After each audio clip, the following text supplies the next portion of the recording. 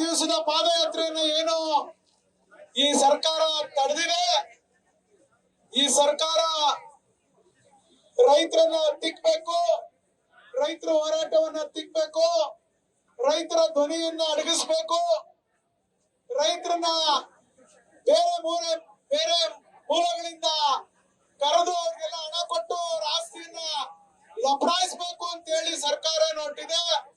ಇದಕ್ಕೆ ಯಾವ ರೈತರು ಬಗ್ಗೋರಿಲ್ಲ. ಇದಕ್ಕೆ ಯಾವ ರೈತ ಹೆಣ್ಮಕ್ಳು ಕೂಡ ಇವತ್ತು 517 ದಿವಸ ಆಗಿದೆ ಬೀದಿಗಿಳಿದು.